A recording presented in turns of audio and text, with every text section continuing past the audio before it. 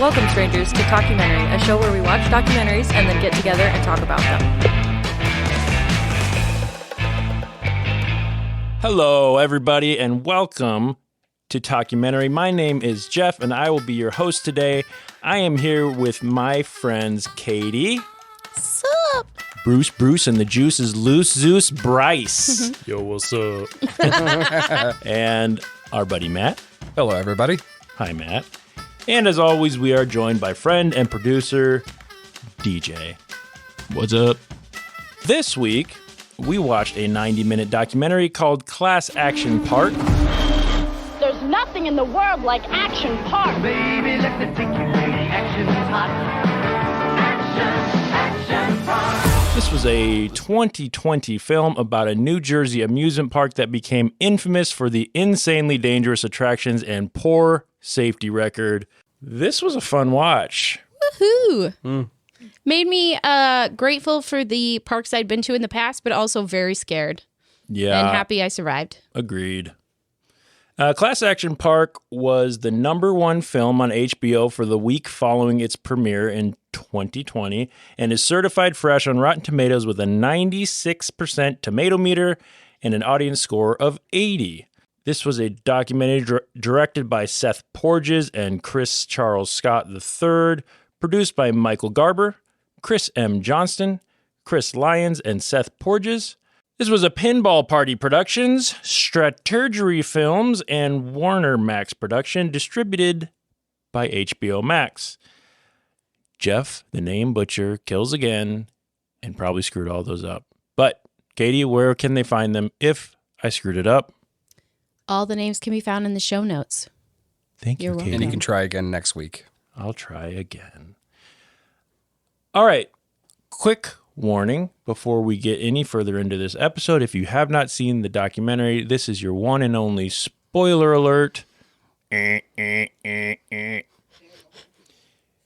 check it out before you listen to this. Come back and join us. Don't forget about us. We'll be here waiting when you get back. Bryce, welcome to the show, my friend. Oh, great to be here. It is. Let's talk about why we chose Class Action Park this week. Bryce played dealer, so tell us why you were interested in watching this and making all of us watch this. Well, I wanted to pick a documentary that was based around a true patriot, someone who loves this country and the freedom that it damn you. provides. And sure, maybe he loves this country so much that he gets a whole brewery from Germany and brings it to his amusement park. And he loves beer and polka. And trying to get people to drive motorized vehicles after drinking said beer. It's the natural next step. True. It's very Had American. you seen this, Bryce, before? Before giving this to us to struggle through? I'll be honest, I never do my homework before giving it to someone else. Good answer. Good answer. How about you, Just Matt? have all the audio. I have never seen this. Still, you haven't seen it, and you're here. I'm going blind. Okay. No, I'm just kidding. I watched it twice. So Yeah. Any predictions before you watched it? Anything that you had expecting from the documentary before you turned it on, the good old HBO Max? yeah, I wasn't expecting a whole lot. The name kind of had some hints about what it was going to be. It class action. It kind of speaks for itself. You expect some sort of lawsuit, and the name kind of fits the story. Yeah, very much so. Katie, how about you? I was one of the people who watched it when it came out in 2020. I'm a big fan of docs. That's part of why I'm here, Jeff. Thank you for having me. You're welcome.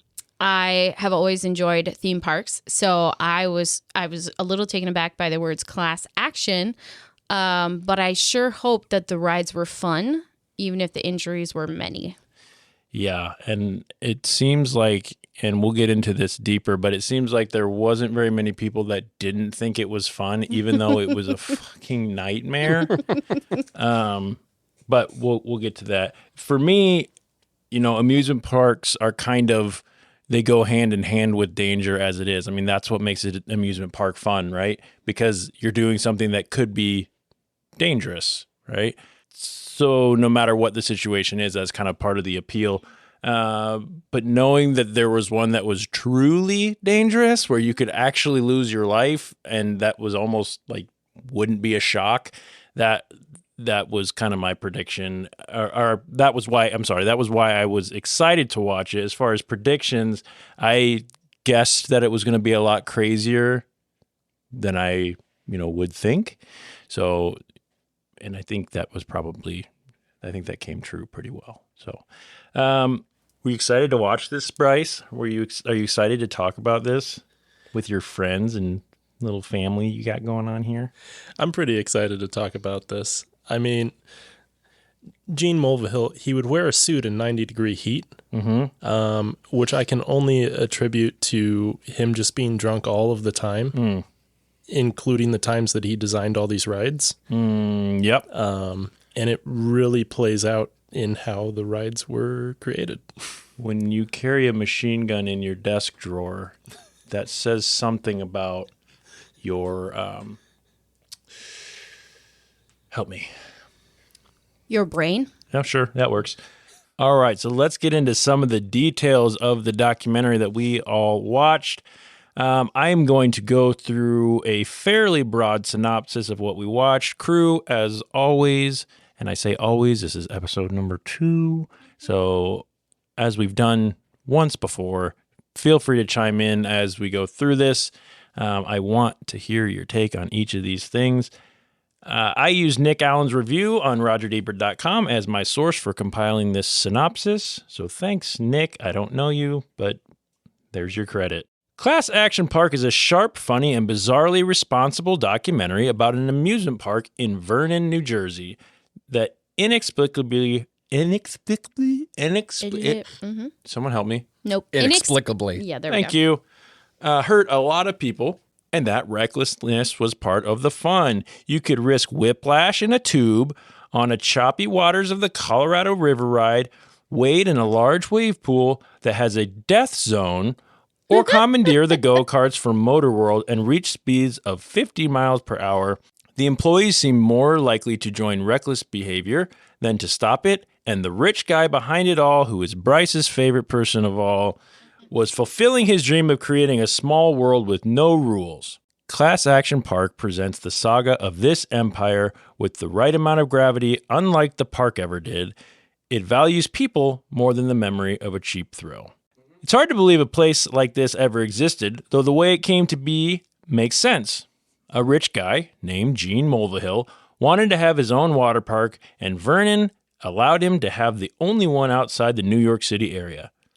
Because he had money and didn't prioritize safety or science, he would engineer rides that sometimes didn't even make it past the testing phase, like a cannonball chute that initially decapitated test dummies, known by his former employees as Uncle Gene, which I don't know about you guys, but that's kind of creepy Sounds to me. really Oh, inappropriate. definitely creepy. Okay, good.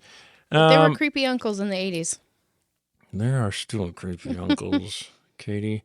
And by a grieving mother as a piece of shit. The rule-bending Mulvihill found ways to largely avoid accountability by starting a shell insurance company in the Cayman Islands, which he then used for money laundering. Swell guy, Bryce, for you to look up to. Shitting on Bryce pretty hard. Yeah, well... Well, This that is is the official sounding London and World Assurance that you're talking about, The very Right, yeah, the Official. one and only. which documents might have been drawn on a cocktail napkin. We don't know. Yeah, well, we do know because they were. And unless somebody was seriously hurt at Action Park, he and his teenage staff didn't report it. It was a reckless operation, but it found purpose with the adventurous folk who took advantage of its Wild West freedoms. Many were hurt, a few people died, everyone left Action Park with a story. Let's pause and talk about what was in Action Park. So, what rides, when you watched, were you like, holy crap, I'd go on that? Well, if you look at some of these rides around here that exist in the Midwest, there's already some that are kind of like what's in this show. Like? I can't name them, The but I know they Colorado exist. Springs is definitely a template for what exists at almost every water park and theme True. park. But you saw the footage of those people slamming into the side of those things. There's a reason that they have seatbelts now. Yeah. The Colorado River ride started out as a lazy river, but then Gene Mulvihill He turned up the water he pressure. cranked it to Damn 11. lazy kids, anyways. And then his And coworker, early test riders for that came out of it unconscious. So they dialed it back. But they got paid to do that, okay? and he's So like, they I got want level $100. 4 Yeah. rapids in Vernon, New Jersey. And he's like, sir, we don't have level 4 Colorado rapids in Vernon, New Jersey. And people aren't paying to ride that.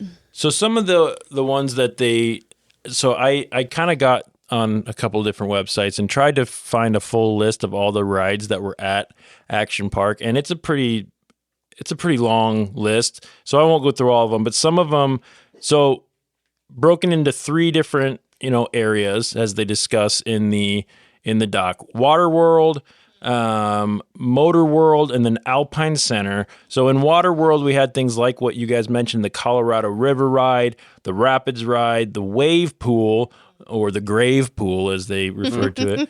Anything that has the name Death Zone in it is, it's automatically Oh legitimate. yeah, it's going to be fun. Yeah. Surf Hill, Tarzan Swing, that one's a fun one where people would swing on a 20-foot steel cable into a spring-fed pool, which was super cold. Cannonball, River Ride, Cliff Dive, Air Slide. The one that it's kind of, I think, sticks out in a lot of people's minds is the Cannonball Loop, which is the giant looping water slide, in which Mulvihill paid teenagers to test it and get all sorts of messed up while riding it. Okay, I want to pause for real quick and talk about the Cannonball Loop because I felt like I was actually having anxiety when I was like thinking about it. So I was watching this part and my thought was when they were testing that, it's not so much being afraid that you're going to get like beat up when you go around it.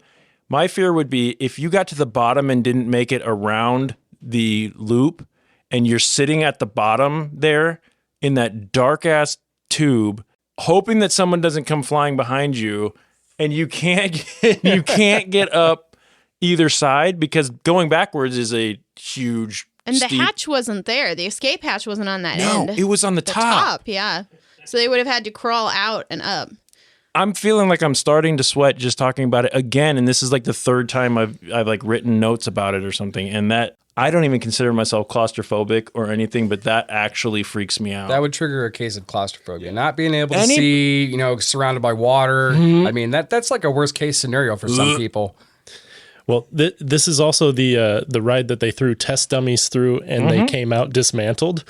And they also said that you would experience 9 Gs on this one. Oh, yeah. Okay, In an F-14 9 Gs. or 9 Gs. in that ride. yes, that's what. So we just watched part of the new Top Gun movie. Yep. And they show in the heads up display 9.4 Gs that they were hitting in that what were they flying, the F-18s, and that's what they were hitting on this. Yeah. That's insanity. Yeah. Tom Cruise was about to take a nap. Imagine that on a water slide that's pitch dark. I 'cause love there's that you no guys light. were scared because the first time I saw it, my first thought was 8-year-old brain, oh my God, where has this ride been my whole life? I have always wanted to do the loop-de-loop. Yeah. This is the altar of water parks. Yeah. Did they do it? Was it successful? Because every water park I ever went to, I was looking for this. And they created it and did it work? I mean, it was dark, but I would have taken that $100 and tried it. Oh, for You know, sure. at least they identified you had to either be a certain size, like you couldn't had be weight too limits. big to go up through Once there. they realized and you could be horribly injured. exactly. But I have to say, my favorite part of that whole thing was the teeth. Oh yeah. My gosh. Oh, yeah. So if you haven't, hopefully you've watched it by now, but they found out that as people were coming out, if they survived the loop, they would have scratches all over their body and they couldn't figure out why. So the escape hatch that was on the top, they would open up and there was a pad that you would land on as you would go around and then you'd flop on top and people were losing their teeth that would get jammed into that mat. And those teeth would subsequently cut people open.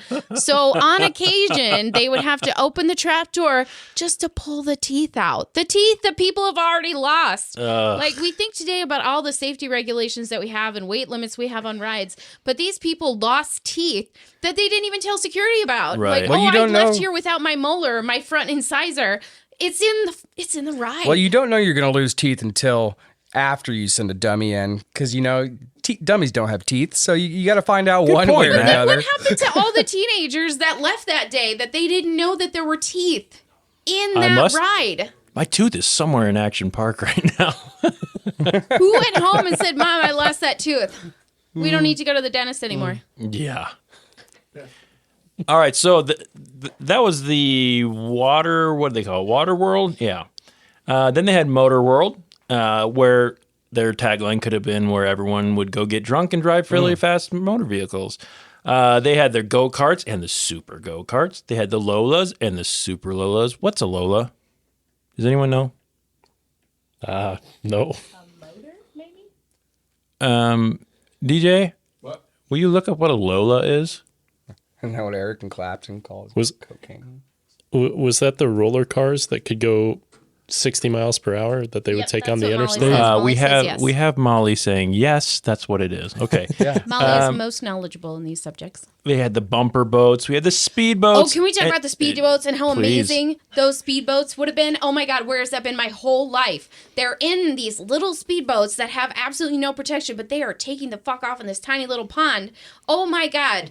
At least they're wearing life jackets, but they were going so fast in this tiny little pond, and it's not like the lame bumper boats that have the little rubber around the outside. They were flying across this pond. Well, they weren't even bumper boats. The ones that you're talking about, and they were saying, but people used them as bumper boats. And then Miami she's like, Vice they go quality. around three. Oh my God, yes, Miami Vice. That is what they look like. And she's like, oh, they go around 3 times, and then they're supposed to stop. And one kid stopped on top of another boat and thought he'd been decapitated because the motor's right underneath. And, he had some blood. and then he got up and walked away like it was nothing. Like, oh, I guess I'm done. Which is the Thanks, story alcohol. of Action Park, is Right. walking away with scrapes and bruises. Yeah, the guy in the boat on top of the other guy is sitting there with the throttle fully going with the throttle, and Just like he the might be lifeguard decapitated. hits the boat with a stick so Yeah. he would stop, and then he just gets up, jumps on the monorail, and disappears. Yeah. And the kid underneath is bleeding. Like, Those animations were pretty cool, by the They way. were phenomenal. Oh, yeah. Yeah. I'd love to know who that animator was. I could tell you. It's written here, but In the show notes. yeah, there you go. My favorite part about the speedboats, though, was I believe they put it this way: the water was oily, gassy, right. and snake infested. Full of snakes. And Right. they said if you had been working out at whatever that park was called, because it was separate from the water park, they said you were being punished. Because of That the sounds snakes. like every lake in Nebraska, so we didn't have to go far to experience She said that. it was full of dead fish too. Ugh. probably because of all the gas and oil. I think you're onto true. something, Bryce. Man, Dr. Bryce. Brycey. PhD. They also had the Indian canoe, which seems a little bit problematic. The Not so kayak PC. ride, the human maze, battle action tanks. Matt? Sounds like a great time. Well, who doesn't want to play with a tank? Because Right. I'm sitting there watching this show, thinking, "How do I get one myself?" Right, we Because were born too shooting, late. shooting tennis balls at each other. I mean, that just sounds like a fun dream. So, can we talk about the kid who lit the tennis balls on fire? Well, that's another fun thing in all of itself. I mean, okay. maybe back when I was their age, I would have done something like that. So here's the thing. I don't know, and maybe the feeling was a little bit different in a place like Action Park, which I think it clearly was. But to think that you have the ability to, I could just go soak those in gasoline, light them in fire, and shoot them at people. American like- ingenuity. Yeah, that's They true, didn't even I have guess. the internet. That's right. Right. I mean, that's just, anyway. All right. So that was Motor World. Then Alpine Center, which had my personal favorite, the Alpine slides. Those are fun. So I have Yeah. a memory, and I don't know how accurate it is, but I have a memory of being on an Alpine slide at some point in time. And Utah, Is South that Dakota, something you Colorado. remember, I don't know. DJ? I've been on one too, but I don't remember They still when. exist. If you guys, They're out west. listeners, if you don't know this, DJ and I grew up together since we were little kids. So if I went on it, chances are DJ probably did too. But I can't remember where that was. They got one in Winter Park in Colorado. Okay. Yeah, I don't know. And that one's Anyway, Alpine Slides at Action Park was a 2,700 foot long slide made out of concrete, fiberglass, and my personal favorite, asbestos, in which you ride an often broken sled down, almost always resulting in injuries, and even resulted in one of the park's tragic deaths, that of George Larson Jr., which we get into a little bit later in this documentary. Alpine Center also had grass skiing, the slingshot, the space shot, trampolines with bungees, this thing where you could kind of make it feel like you were skydiving, a whole bunch of other rides. Again, the list was too long, and a lot of rides got built but never opened because those were too dangerous, which raises the question, if it's too dangerous for Action Park, there must have really been something wrong with it. Are you referring to the zero gravity slide or the man in the That ball in the ride ball? looked amazing. I'm sorry. Nope. The PVC piping, I mean, I know that they weren't engineers, and that is a major problem here. Oh, yeah. But the execution, while problematic, looked like a good time.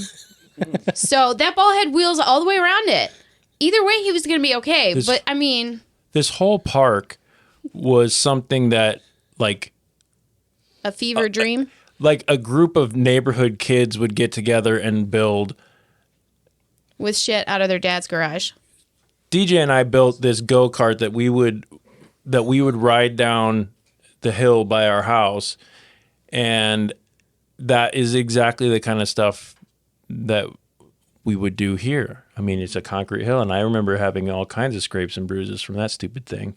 And then I remember you and your friend Kyle stealing the stupid thing and going and destroying it. So thanks for that. You're welcome. Yes. What are You got friends, it. what are friends No for? latent anger there. That's right. Class Action Park is told... Okay, wait. Before we go on, of all those, Katie, we'll start with you. Okey-doke. What would be the first one that you would go on? Oh, no. Tie between Speedboat and the closed loop, whatever it was. Okay, the Yeah. Cannonball Loop. The Cannonball Loop. Hell yeah, man. Okay. Zeus, Bruce, and the Bryce is loose. That's right. Oh, well, I would hit the Tarzan swing.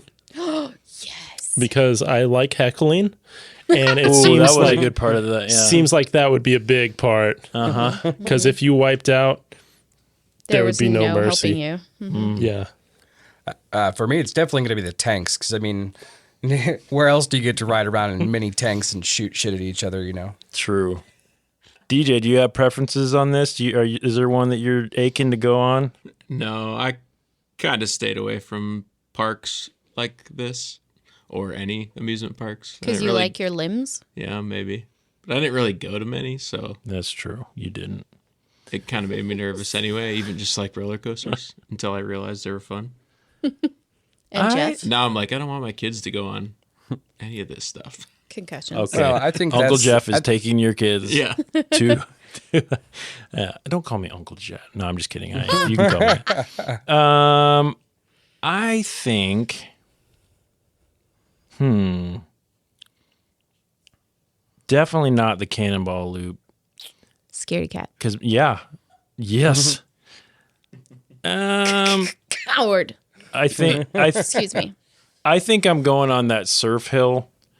That does look fun. Yeah, I think that was the one where it was the big long.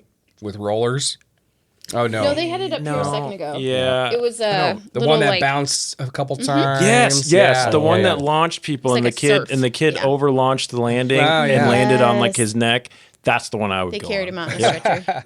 Class Action Park is told in chronological order, a vital idea to its you are there energy as you share in the memories and later learn that the danger factor isn't simply a joke. With archival footage and cartoon reenactments, the movie details the real-life slapstick moments of the park, while talking heads regale stories of pain and mischief, including you in the 80s movie in their minds. You return to being a teenager with them in their experiences. Everyone loved the idea of these dangerous rides in a communal comedy is pain way. Comedian Chris Gethard describes it as, quote, "We would try to die for fun." And Allison Becker speaks of the Jersey-esque bravado that seemed to motivate a lot of Action Park's customers with, quote, "You fucking pussy, just do it." Sorry, Mom, I think if you're it was, listening. "You fucking pussy, just do it." Okay, that's probably better.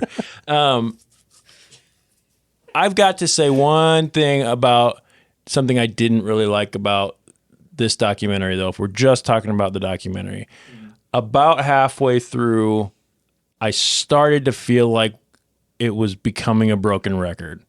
There was a lot of repetition with,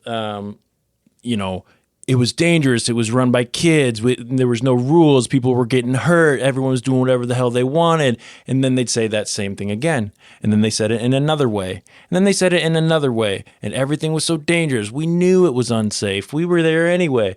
So I did, by the end, kind of go, okay, we get it. Anyway, that's just one sort of thing that I didn't like about it. So you all can hate me if you want. We already did. Oh, thanks. Yep. Yeah, thanks, DJ. You guys are just so I kind of think that was the point of it, though, is that it was open for so many years, and everyone would go out looking for those battle scars because people wanted to get hurt, but not killed. Yeah. They wanted those battle scars. So, yeah, all these dangerous rides with no That sounds like what you regulations. do when there's alcohol involved. So And there was lots of alcohol involved at Action Park. You watch this documentary and you look at how long these lines were and how full the parking lot was. It wasn't stopping people from going. there's parks today where people get injured and the lines are miles long, and it may not happen as often like as that, this, though. but it happens. Sure. All right. The last shot of this tale about being kids running wild in the 80s and 90s is that of a cemetery. One family, the Larsons, lost a son or brother to an accident on the dangerous Alpine slide. And the park tried to blame it on the jagged rocks nearby instead of the shabby course and a broken cart, which to me was insane.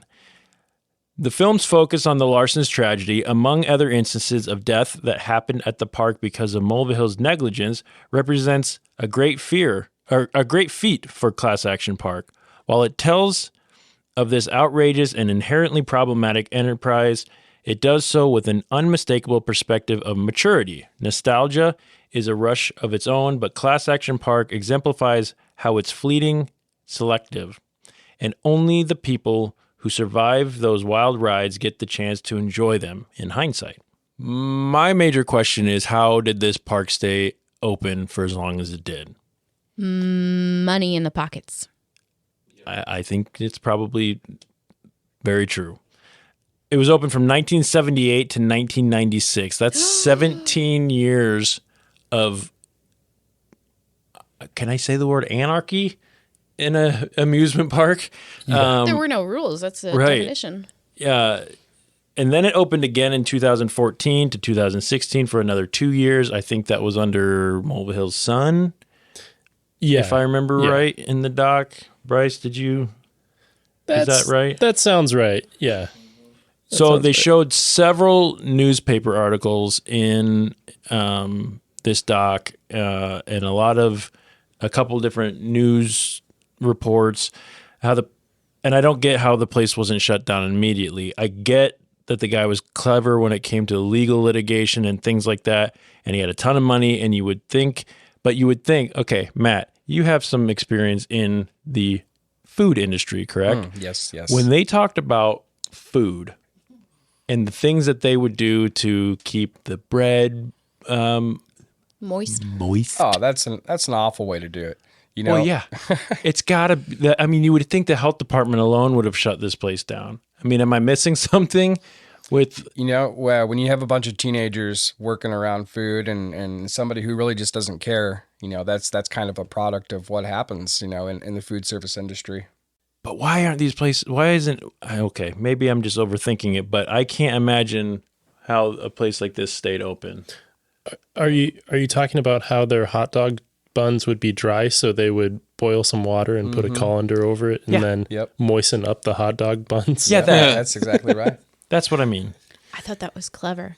I mean, I might try that, but they didn't say anything about mold. They just said it was like dry. That's not a bad stale. idea. Yeah. Yeah, but if you do that more than once, you're really introducing a lot of bacteria there are a lot into more the food, and that's another topic for important another day. ones. But They had 14-year-olds running the rides in a state that you had to be 16 at least to operate rides. yeah, People in charge were under 18 Yeah. for the most part, and having sex in sheds and then going to work oh, drunk. the sex shack. sex That and was sheds, shed. yes. what did they call that shack? They had a name for it. Yeah, I don't remember. Gross. It was gross. Sounds like a small town. Whatever party they house. called it, it was gross. Smelled like shoes and backpacks and weed. Backpacks. What does backpacks smell like? and balls. Smell like balls. They said. yeah. Balls. Ugh. All right, so I counted in the documentary, and I kind of went back. I counted 4 deaths attributed to Action Park that were mentioned in the documentary. However, according to Wikipedia, the all-knowing Wikipedia that can't be wrong ever because it's, They hire people now to edit Yeah. it, so it's safe. well, safe-ish. There are actually 6 deaths attributed to Action Park. The first one in 1980 was George Larson Jr. The documentary focuses on that one specifically and talks to family members and things like that. He died on the Alpine Slide in 1980 when his cart jumped the tracks and he hit his head on a rock. The second one was George Lopez, a 15-year-old boy who drowned in the wave pool in 1982. Oh, and can we take a second and talk about how disgusting the wave pool sounded? I mean, wave pools in general are a cesspool and very common for drownings. And then we should also touch on drowning is not what you think it looks like. It looks like someone's just standing still in a pool. And they said that if someone had been in a lifeguard chair for more than 5 minutes, they'd probably already jumped in several times to save someone because the wave pool is so dangerous, and it still is. Yeah. And I noticed in the video, a lot of people were jumping off the sides and diving into the sides, just very into the deep end of this wave pool. And the you go to waves any wave move. pools nowadays, and you can't do that. No, because the wave will move. It could be 10 feet, and then it's going to move, and it's going to be 2 feet. Yep. It'll break your neck. It was so murky due to hill runoff from a nearby hill, human waste, No. Code and Brown. gore from open wounds. Code Brown. It was so murky that lifeguards would periodically have to make people get out of the pool so they could check for bodies, which was pretty crazy. Probably how that health check started every hour, 10 minutes out of the pool. Probably. The next death that was listed was of a 27-year-old man whose name was not mentioned, whose kayak capsized while he was on the kayak ride, and he was electrocuted by an improperly grounded underwater electric fan. This was also in 1982. Another unnamed man suffered from a fatal heart attack, believed to have been triggered by the shock of cold water in the pool beneath the Tarzan swing. Yep. That was in 1984. It's a good year. It's the year I was born. Also in the year of my birth, 20-year-old Donald DePass was the second person to drown in the wave pool. And in 1987, yet another victim, 18-year-old Gregory Grandchamps, was drowned in the wave pool. And as Chris Gethard said it, close the fucking wave pool. That totals 6 deaths and an untold thousands of injuries, most of which are not documented or reported. Question for everyone in the room. Would you have gone to Action Park? Most definitely. Absolutely. Matt I says would. most definitely. Katie? Absolutely, I do. Yes, I give in to peer pressure really easily, so I probably would have died. at Action Park. You strike me as the first in line at Action Yeah, Park, yeah. to be Yeah. honest. Deej. I would have went if other people probably would have went, but No. I probably wouldn't have decided to go. But also, You wouldn't go to we- Adventureland. Yeah, no kidding. But I'm just curious if anybody knew all this stuff. You know, It sounded like In it. 1984, sounded like everybody were knew they about it. aware of all the Yeah, safety right. violations, or was it just a fun place that they just blamed and Yeah. said this kid fell out? It's his fault. Right. Yeah. True. Well, Well, because they just said I was just looking over at the doc that we got playing, but they were just talking about how the guy that owned it, he just knew so many people in high places that he could get away with it. All the regulations that other parks were getting screwed on, right. and then he said if anybody sued him, he would never settle. He would just take him to court, Yeah. and then they couldn't pay for it. And then Kid tie win. him He up would- in litigation. Yeah, and he would yeah. always win. Yeah. and even if they won, he wouldn't pay it, and Yeah. they'd have to send the marshals to Right. the park. Yeah, I liked when they said they'd come up to the shack and say, "Yep, we're here again. We're here looking for him." here to pick up money. Okay, here you It's go." a check. Yeah. But I feel like the energy behind Action Park was that it was so much just Lord of the Flies. Like everything was peer pressured. Like if you couldn't swim, but your friends could, you're still going to go off the Tarzan swing. Absolutely. You're still going to do all these crazy things. And all they're going to do as a measurement is write CFS on your wristband. Can't fucking swim. Yeah, I can't fucking swear. And that's it. That's best of luck to you. That is hilarious. I feel like I need to add something here. I buried the lead a little. I've worked at 2 water parks in my lifetime for a total of 8 years. So I've worked on the water slide. I've been in the lifeguard chair. I've worked in the food shack. I've seen it all. And most of the injuries nowadays are from people's stupidity. But I would have absolutely run as fast as I could to go to this park, and then I would have gotten a job. So Yeah. this is good time. Okay, we have reached the point of the show where we want to talk about standout moments. This is the part where everyone on our crew chose a plot point or a scene or a production trait or anything else about the documentary that stood out to them specifically and describes it in great detail, and we discuss it. Today, since this was Bryce's pick, he is going to tell us what his standout moment was. Bryce? Well, I want to say there were 2 lines that really stood out to me. The first line was part of a promo, and it was, "There's nothing in the world like Action Park." And the other was, "It was a place where death was tolerated." And I think those just go hand in hand and explain all of the things going on. Sure. Because you had the Alpine Slide, which I think is just the craziest ride, because you have the ski lift overhead where people would the knock. kids dropping the carts off. They would knock the carts off the ski lift at people on the track below. So It's one thing if I get hurt doing something stupid From your own negligence. from my own, like, if I get hurt, if I'm snowboarding and I get hurt because I tried to take a rail and bit it or something like that. Okay, that's my own. But if I get hurt because some kid on the ski lift dropped something on me, that's next level anger. So when that part you just mentioned, I would have gotten so mad at that. Anyway, that's me. yeah. Thanks, Bryce. Chase them back up and then grab the ski lift. And the Alpine Slide, it wasn't designed so that you would stay on. They said there were 3 parts where you would, if you didn't brake, you would go off the track. And if you had one of those carts that would The mini have been carts. dropped from the ski lift and probably a few times and the brakes didn't work, you were going off the track no matter what. Yep. So when someone dies SOL. because they hit a rock 20 feet away from the track, It's the rock's fault, though, Bryce. it's the rock. The That they were ride told is to safe. remove It's a year totally before. safe. And yeah, idiot. yeah, I retract Gene Mulvihill being a cool guy. I don't Thank believe you. it. I have more respect for you now. He's a true patriot, but not a cool guy. Hey, tried something different, There you go. Matt, let's hear your standout moment. So my standout moment kind of has to directly relate to me and my struggles with alcoholism. The risks I took years and years ago under the influence of alcohol.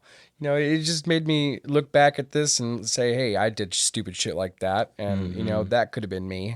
So for me, it's, the close relation of how alcohol really played a factor in partying, the party life there. Yeah. And how it relates to me and the dumb shit that I did in my 20s and teenage years. Thanks, Matt. Yep. DJ, do you have a standout moment for this one? I'll just say that the line that said, what did he say? Stood out. It must have really stood out. How do you? I'm trying to think of how you said it, but how could you not ground a electrical what do you say? Electrical unit or something underwater? Underground. Yeah. Underwater electrical unit. It's beyond me. Yeah. So my standout moment first, and to me, I think the best part of this entire documentary was comedian Chris Gethard. If he had not been on this documentary, I don't think I would have enjoyed it like I did, because pretty much every time he was on screen, I laughed. And as anybody, I looked him up because I knew that sounded familiar, and he is the host of Beautiful Anonymous, and I did not realize that. If you guys haven't listened to Beautiful Anonymous, here's your plug. Go listen to it. It's an amazing podcast. He takes random callers and they tell him secret things, and it's all anonymous, and it's really, yeah. And anyway, if he, like I said, if he hadn't been in it, it would have lost a lot of its comedy and to me. But the other piece is the old footage. I love how much old footage there was, and I love the retro feel, sort of the VHS feel. Everything was kind of, broken up. The audio was a little crackled and all that. That sort of golden age of amusement parks. I think they did a really good job of putting that all together. I'm not a fan of reenactments, and this was all legit. So I really enjoyed that. Katie, do you have one? If you don't have one, I think I'll just say that having worked in water parks, I had a special fondness for this documentary. I think water parks are unique to the U.S. I don't think they really exist outside of the U.S. Is that true? Oh no, that they are all over the world. Oh, good. That makes me feel Yeah, better, because I no. thought we were trashy. No. They are all over the world. Okay, I feel better. Anyway, There's Olympic swim teams all over the world. Water slides are fun, They're just a special kind of fun that are reserved for special occasions like vacations and things. And waxing a slide is hard and cumbersome, takes time. Inner tubes can be heavy and cumbersome. And I think watching this documentary was fun because it wasn't as safety conscious. And I think there's a thrill factor that doesn't exist anymore. And that's important for safety. People don't die anymore, or as often, at least, or get hurt as often. But I think also that thrill factor is missing. And I really enjoyed that in this documentary, was the fun that everybody had, and everybody knew they were going and they might get injured. And that was a little bit of the adrenaline rush. So the adrenaline junkies were going here to find out whether or not they come home in one piece. And I enjoy that. So. Yeah. Did Mulvihill ever serve any time or anything like that? Nope, just his partners. His partner did. They mentioned, I can't remember the guy's name, his bankroller, essentially. Yeah, that was unrelated to the park. Right. But Yeah. he served about 10 years. Okay. Yeah, he sure did. And then they never mentioned how Mulvihill died. And I looked that up, and it isn't public record anywhere. He died in 2012 at 78 years old at home, but his cause of death is not known to the public. So there's that. How did we feel after watching that? Let's talk about our feelings. We can hold hands. I'll go first. Yeah. So, being a product of the 80s and the 90s growing up, I could see how these kids would go there and just want to go have a time in their life and experience things that they won't get to experience when they're adults. So, you look at what they went through and what they experienced, and you can really connect with that in a sense that things that are extraordinarily risky, they do have a fun factor, and, that exists today. And, I like to thrill seek as often as I can, storm chasing, one of my passions. Yeah, you never know what the heck's going to happen. So that's, I was excited about that. Bryce. I thought, here's Gene Mulvihill, a very rich man with very good connections. Every time you start talking, I feel like it's going to be a joke. So keep going. And he walks into a bar. Just and then he opens a water park. No, so you have Gene Mulvihill, a very rich man. And how did he get rich? And how did he get all these connections? By not following regulations and rules. So he lost that. And what does he do? He opens a theme park. Yeah. He buys up 2 ski resorts, and it does the same thing. There's no rules, no regulations, no real insurance. Yeah, no real insurance, yeah. And nobody cares. Everyone is down for this park, except for the families The people who died there. And I think that says a lot about everyone who went there and didn't care. But it's like Chris Gethard, which I wrote it as Chris Gethard. That's what I thought too. I'm glad I'm not the only one. We were all thinking it. Well, But I've missed you all. he made the point, like, people get a few beers in them and they talk about it and reminisce, and it's all laughs. But when they go talk to their psychologist, the story's different. the story's different. Yeah. Besides the fact that I feel like the doc started to get a little repetitive, I feel like I would have probably enjoyed this doc a lot better if I had been there. I kind of feel like this was a documentary made by those for those who were a part of it. I think back to things like, in Omaha, DJ, the Cog Factory, when Kyle Beneke came out with that documentary.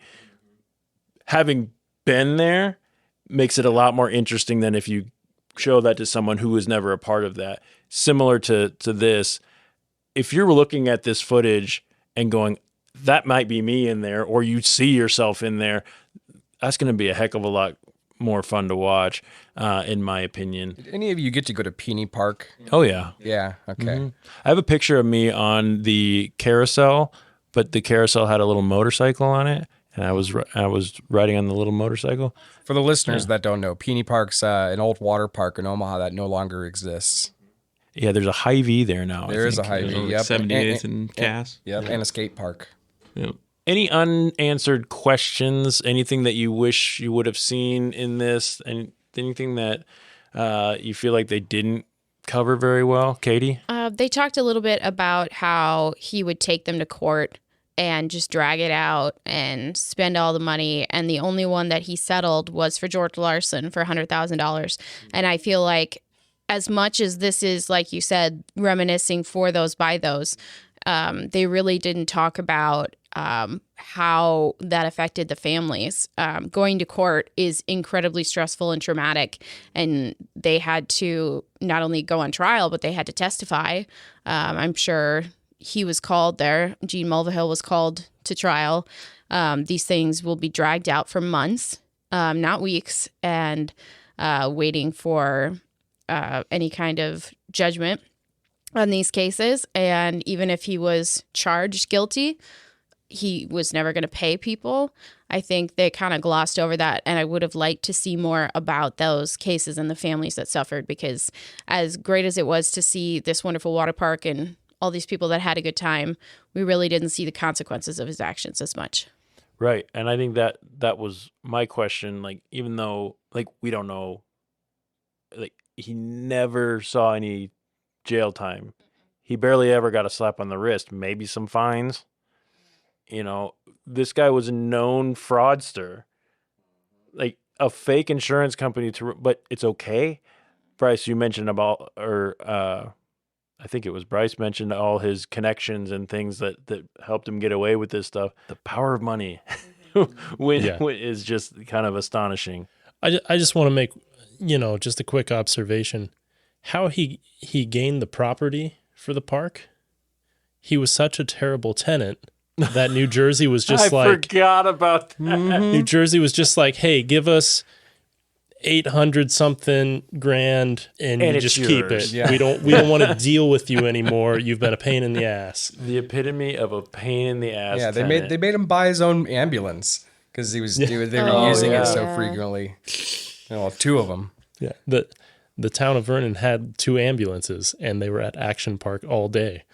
So Yeah, one question I had at the end was when they explained how one of the old employees had actually purchased the park at the end. They didn't really go into what had happened after the fact, but I mean, they showed a couple pictures. I would imagine there's some terrible things that are still happening there. Just kind of under the radar. They really didn't talk about the employee stories that much. They talked to several key employees, but I'm sure there's some horror stories that are, as they said, where the bodies are buried, and we don't know. And as the name of the documentary is Class Action Park, you figured you would have heard a lot more about, when you think of a class action lawsuit, you think of like largely affecting populations, and they never really talked about any large scale lawsuits that affected a lot of people. They were always just individual lawsuits, but yeah, I get it, the play on words, Class Action Park, but for it to be called Class Action Park, it did kind of lead you to believe that it would be more about the litigation. Yeah, the to me, that's what battle. it was. So yeah, I could see how that would be a little misleading. It turned into Mountain Creek, which was what it was called, which with all the regulations and stuff, I would be more likely to probably go to that. But I was curious, like, if it existed still or if it was just like a ghost town and people have pictures, but obviously it changed into Mountain Creek. But then I just read who bought the park after that. Said a resort group bought the park in 97 and pumped a bunch of money and revamping the entire thing. Reopened in 98 under Mountain Creek, but most of the original rides were removed, and that company owned it until 2010. And then it says, and then there's a plot twist. In 2010, a group of people, including Mulville, worked on an effort to buy back the park. They were successful, so suddenly Mulville was once again in charge of Action Park. It stayed open under the name of Mountain Creek, though. And then Mulville died in 2012. In 2014, his son decided they should start using the name Action Park again. So they revived the old branding, but then in 2015, a different family took control and reverted it back to Mountain Creek. It's proof that which is where it is. Evil wears many faces. Yep. Isn't that crazy? Oh, and the guy that owns it now, I guess, was an employee at the Action Park. Yep. And they showed him at the end of the documentary as well. All right, so it's time to rate our documentary. We have to give an official documentary rating. Each crew member will score the documentary on a scale of 1 to 10 items, with 1 being the absolute piece of garbage and 10 being on par with the best documentaries you've ever seen. The item that is used each week changes depending on the content of our documentary. This week, we will be using my personal favorite, broken teeth, Yes. as our rating item. Why is that your favorite? Because I broke my teeth. Not on a water slide. Look for the pictures in the show notes. Yeah. Nice. Find my Instagram. Non-Action Park related, though. Yeah. It could have been tooth to concrete. I'm sure that happened once or twice. Ooh, at let's Action not do Park. that. Let's start with Bryce. Bryce, how many broken teeth do you give Action Park? I give Action Park 8 broken teeth. 8 broken teeth. It was a little repetitive, but there was just so much craziness, and I like how they showed both sides. So I got to go with 8. 8 it is. Matt. I gave it 7 just because, there is a lot of parks out there that I believe there is an inherent risk that you take when you go to visit these places. It's one of those things where you look at a park like this and you compare it to what you've been to. And, I got hurt at a lot of parks, but I mean, obviously the ones I went to, you didn't die at. And there wasn't a list. I didn't die, clearly. Yeah. I gave it 7 broken teeth because there was a fair amount of context in there. There was some good stories being told. The animation was great. That was helpful in telling the story. So 7 out of 10 broken teeth. Katie, count your broken teeth. 1, 2, 3, 4, 5, 6, 7. I have 7 broken teeth.